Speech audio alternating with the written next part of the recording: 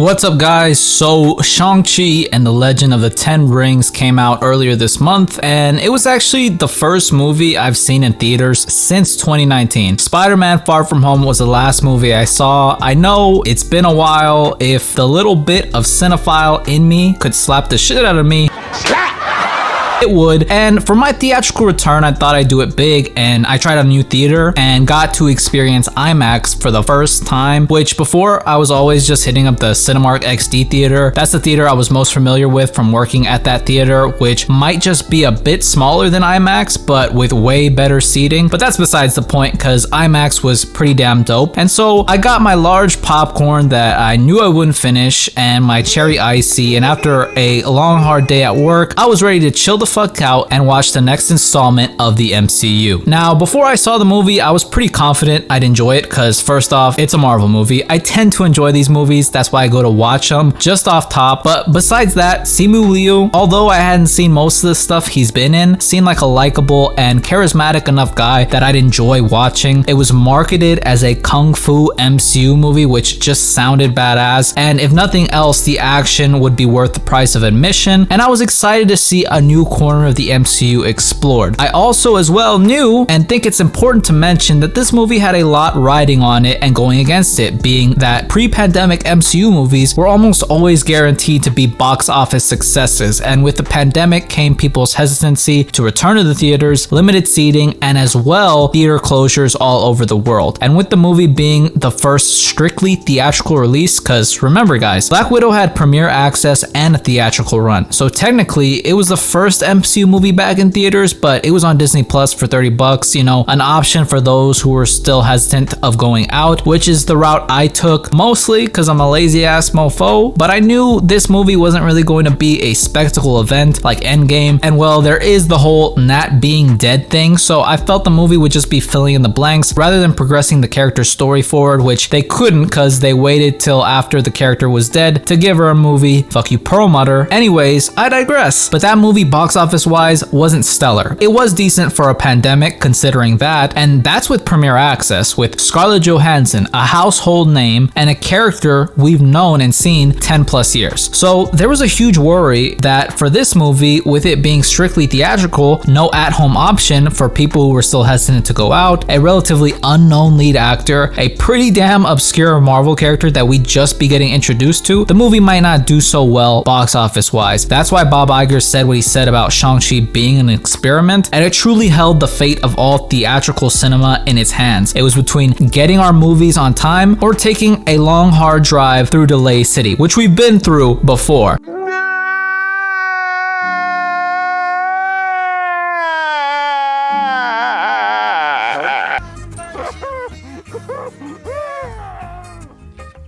And can you guess, guys, what happened? You can't? Well then, look no further than this thirsty bitch right here. Movies are pushing their dates up. Shang-Chi fucking did it. It prevailed against all odds, but was it any good? Yes. Quick answer is yes. You see the fucking title? It was great, but how good was it? Top 10 out of all MCU movies, maybe even pushing top 5, guys. I'm serious. And if we're talking MCU solo origin films, which I can't believe some big websites list for origin films, like Black Panther ain't an origin film, neither is Homecoming, but I'd probably put Shang-Chi right in front of Iron Man at number 1. It was just that fantastic, guys. I love Iron Man and it's such an OG movie, and there was a lot going against that movie as well, but I feel like the story in Shang-Chi is just that much deeper and can hit, you know, universally everyone. It was just that good. The movie begins by showing us how long-lived our main antagonist Wenwu, or the real Mandarin, is, and the organization the Ten Rings by showing him with the power of the Ten Rings back in the day, just picking apart armies and conquering kingdoms for a cool millennia, up until what the organization has become to present day. And Wenwu wants to conquer something new and journeys through a deadly moving forest to try and find the legendary city of Ta Lo, only to find a mysterious woman who is able to take him, even with the 10 rings, surprisingly enough, and he then falls in love with her, and bada bing, bada boom, Shang-Chi is born, and Jilang along the way. And we learn that Shang's mother, for being with his father, had to give up her powers and was never allowed back into Ta Lo. But we see a lot of love from both the mother and Wenwu to Shang, so this sets up the foundation for a great villain that isn't just a generic evildoer. We then head to actual present time and see Shang, or Sean, in his life in America as a valet driver with his platonic friend of 10 years, Katie, played by Awkwafina. And this is actually one of the very few issues I had with the movie, because come on G, Simu Liu is a handsome dude, and you're telling me he's remained in the friend zone for 10 years? Goes out often and chills with this woman, and there has been no, how do I say this without being inappropriate? Because you know me guys, I never want to be inappropriate. I'm always trying to be and do my best to be appropriate. There was no fuckaroos. Come on, this is the master of kung fu here. Let him hit. Hopefully he was doing shit on the side, but yeah, I was like, that's just way too long to wait, my guy. But other than that very trivial and nitpick thing, they have a great relationship, and this part serves to show that, and how both of them are not living up to their potential, kind of stuck in a phase of coasting through life instead of really going for bigger things. And so this becomes a theme in the movie we'll see play out. After getting a letter from his sister from China, things seemingly start to change, and him and Katie are actually attacked by some of his father's goons on a moving bus. And this sequence was top notch, so much tension. Even though we kept seeing it in promos, it was actually longer and better than I expected. The choreography was incredible. Like, it felt like I was watching a Jackie Chan movie, the way those films utilize the surroundings and the environment to fight. And in the promos, it kind of looked like the color grading would be dull. I don't know if it was the IMAX, but the colors were far better than what we'd seen, so I was already feeling good about that. But they escape with their lives, and this sets up the journey to China, which Katie joins Shang for, and Shang reveals his secret life after his mother's death, of his training as a young boy under his father and the deadly 10 rings to become the greatest fighter ever. And the catalyst for him leaving his father was his first mission of going to kill his mother's killer, which Shang claims he wasn't able to do and so couldn't come back. They finally arrive in Macau, China, and after seeing the pretty dope MCU return of Abomination, which I'm pretty sure he'll be popping up pretty soon, well, in She-Hulk, and Wong whooping his ass, Shang is set to fight in this tournament, and it's none other than his little sister, and she ends up whooping his ass, which Jilang is a badass, but come on, what are we doing here? Why'd they let Shang-Chi get his ass kicked by his little sister? That's embarrassing, bro, okay? I know she's been on her toes and you've been chilling in America, but damn, being the older sibling, like, that's 20 plus resilient ass whooping points when in a fight. But after that, we get to hear Jilang's side of the story, which was that she was left with her father all alone after Shang said he'd come back and didn't, and kind of wants nothing to do with him, and you can really empathize with her. And when he brings up the letter, it's revealed she never sent it, and that's when the 10 ring goons storm in, and Shang and Katie are trying to escape. Again, another action sequence, super dope, very good choreography, again reminiscent of Jackie Chan. Again, just great fight choreography and tension, especially when Katie falls and Jilang proves she still has a heart and she's a good one and saves her. It turns out Wenwu came through this time, and the gang gets captured and taken to the 10 rings compound. And this is where Wenwu tells his side of the story and just puts him at such a high level of any MCU villain list. He goes into how Shang and Jilang's mother changed him and how they both gave up their powers basically to raise a family. And I absolutely love this, because Wenwu was basically immortal with those rings on, but he chose to give them up to basically grow old and die for him to have and be with his family. That's fucking beautiful. And the reason he went out and got his kids back was because he believes that their mother is alive in Ta Lo. He's been hearing her voice tell him this in his head, and so the kids' mother gave them both pendants that unlock a map of the moving forest leading safely to the entrance of Ta Lo. And so he wants to get his wife back and become a family again. Shang and Jilang think he's crazy, and so he sends them to the fucking gulag. And that's when Trevor Slattery, the imposter Mandarin from Iron Man 3 and Hail to the King, enters the fray with his adorable little faceless friend, who I will be collecting the plush of, Morris. And Morris and Trevor have a special connection and can communicate with each other, and Morris knows how to get through the forest and wants them to take him back home to Ta Lo. So our heroes escape the compound and the deadly moving forest and go through the portal to Ta Lo, which was so weird and cool, and I just really love that scene. Like, it was something they almost didn't have to show us, but they did. It was like this weird water bending magical portal, and it almost, like, when they exited that like hole, it reminded me of Spirited Away. There's a part and Spirited Away that completely just like looks like. And that might have been inspiration from, I'll put up the picture right now. But they enter the magical realm of Ta Lo and see many mythical creatures and warn the people of Ta Lo of Wenwu's plan to come and free his wife. That's when they meet their auntie, and she lets them know the history of Ta Lo and how they lived in peace until the Dweller in Darkness and his soul suckers came and threatened to not only destroy their world but ours. But then the Great Protector came through and helped push the Dweller and his suckers into a cave, and it's sealed in there with magic and dragon scales from the Great Protector, which also gave them more to make weapons and armor with. And it's actually what Shang-Chi and Jilang's final suits are made out of. And like, when I first saw Shang-Chi's suit in the promos, I was like, yeah, it's cool, decent adaptation from the comics. But when I heard in the movie it was made from dragon scales, I was like, fuck yeah, I'm in. Dragons are the fucking shit. It made it just that much cooler. It was like his suit had some kind of stack enchantment on it. Like, it was just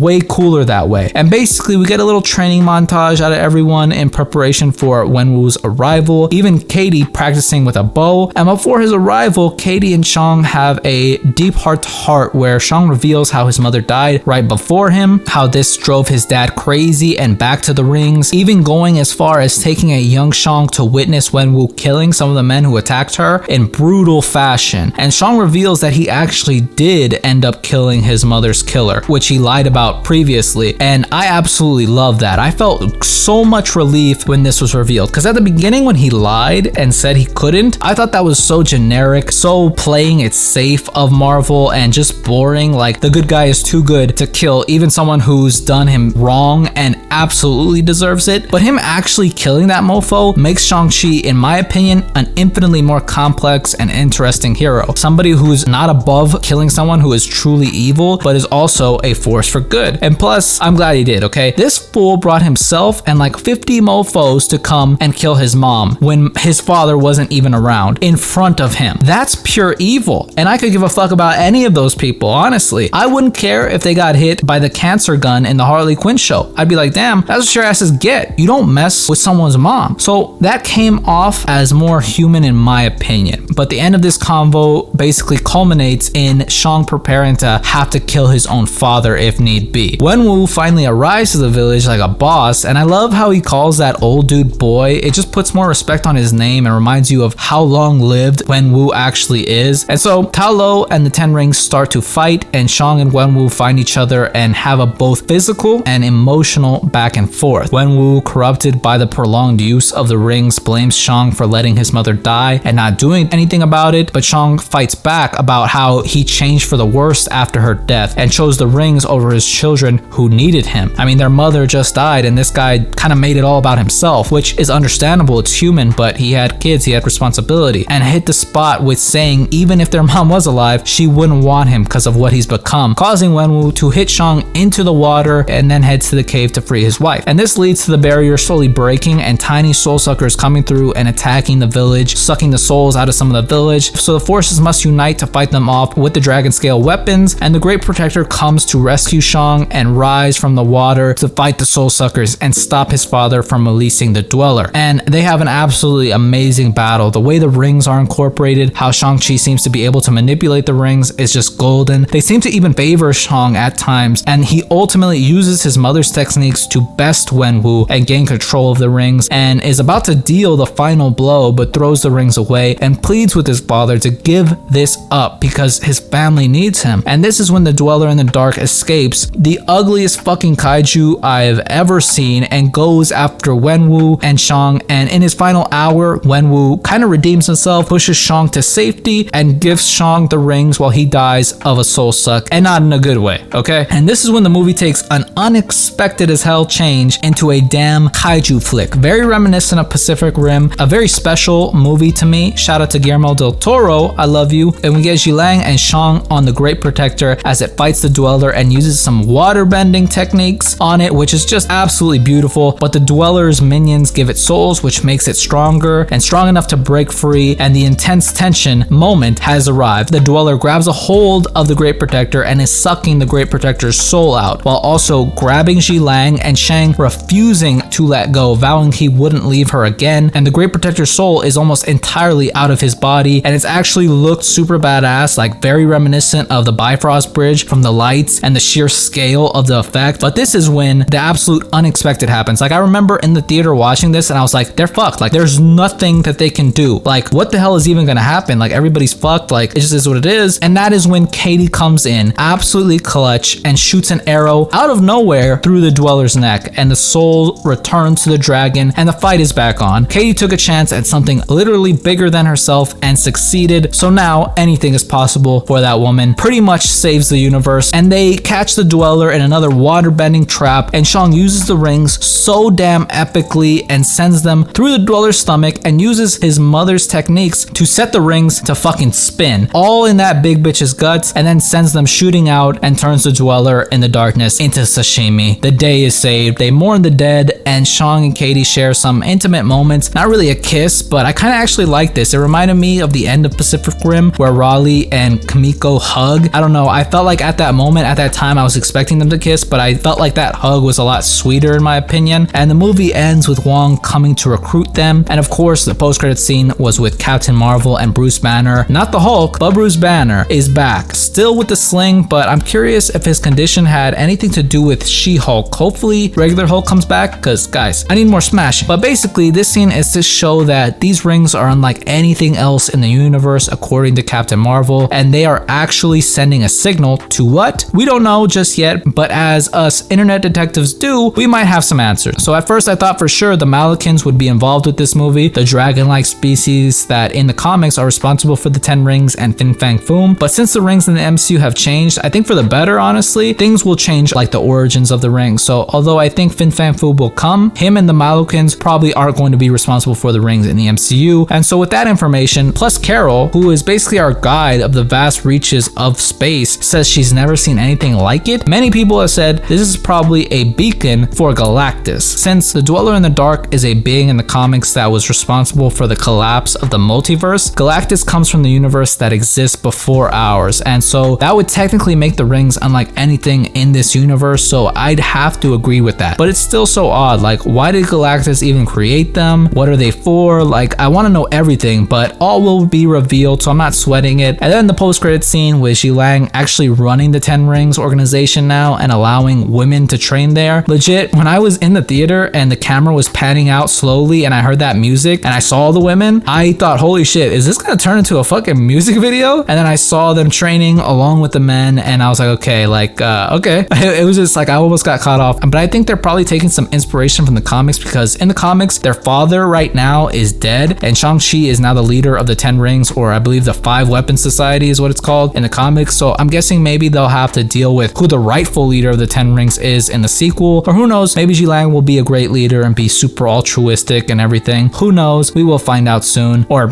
sometime in the future. Now, I absolutely love this movie. I was very worried at first, if I'm being honest, guys, because I wasn't initially sure how I'd feel about Awkwafina. I know she's been in some great films, and I've never hated her as an actress or as a person, because I'm sure there are people out there who do, but I wasn't sure if her humor would not ruin the movie, but that they would overuse her for humor, which would kind of hinder the movie, take away from some of the emotional moments, and kind of just mess up the pacing. At first, some of the quirky humor wasn't hitting for me in the beginning, but as the movie went on, all aspects just got deeper and better to me. That's just why I really like this movie, and Katie ended up being a character that I actually really liked. I think Katie is incredible female representation, as well as being just a great character. I feel like oftentimes in movies or in any type of media, they make female characters ridiculously overpowered or super flawless, which isn't always a bad thing, but when a character is basically just a boss babe and exists to try and show women how strong they can be, that makes for a pretty dull character in my opinion. You can be strong and confident and still have moments when you're not, when the flaws show, when you're scared, when you need help, when you mess up, and Katie was all that. She was a regular woman who was put in extraordinary circumstances, and even though she wasn't prepared for any of it, she persevered and ended up constantly coming through clutch. So hats off to an awesome character. The real humor came from Trevor and Morris, guys. Those guys were absolutely hilarious. The whole bit about acting had my stomach hurting. I need more of them. They need to stay a constant in the MCU, or hopefully in the sequels. Xi Lang was basically a boss babe, and I wish we got more from her, because there's so much to tap into because of her upbringing, but also getting left behind by Shang. I hope we get to explore more of that from her. Wenwu was such an amazing villain. So much humanity was brought to his character. I was was thrilled. Like, you could 100% get behind him and feel for him. Like, if you just think about everything he did for his family, like, he was this warlord for thousands of years, basically immortal, and he gave that up. He said, I'd die for these people, and he did it again in the end. That's goddamn beautiful, okay? Move the fuck over, Thanos. And guys, that kaiju fight at the end also was just immaculate. The definition of epic, okay? I remember watching it and was like, oh shit, they're really doing this. They're going crazy. The epicness just kept on climbing. And I was like, damn, there's more? The 10 rings have been promoted as like the new Iron Man suit slash Mjolnir slash Cap's shield slash like cloak of levitation. Maybe more so the last 3 than the Iron Man suit. Like, you make anything glow or have the ability to come back after you throw it, to make a badass sound when it moves, or make it like semi-sentient, you're on track for making another major Marvel classic. The music also was top notch. So many bangers. Fire in the Sky at the end was also like such a vibe. It was honestly good ass vibes when I was leaving the theater. So with all that this movie has accomplished, taken into consideration, being awesome in all aspects, making obscure characters now household names, putting on for Asian culture in the superhero medium, I'm going to give Shang-Chi and the Legend of the Ten Rings a solid 9.3 out of 10. Excellent work by the cast, the director, and all the amazing people at Marvel Studios who helped create this film. Shang-Chi kicked ass. That's it, guys. Let me know what you thought of the movie, where it falls on your MCU list, Wenwu on your top 10 or top 5 villain list. Where does he fall? Is he even on that? And when you think we'll see Shang-Chi next. That's it. If you liked the video, leave me a thumbs up, comment down below, and if you want to subscribe, I always appreciate it. I hope everybody's doing well. Thank you so much for watching, and I'll see you in the next one.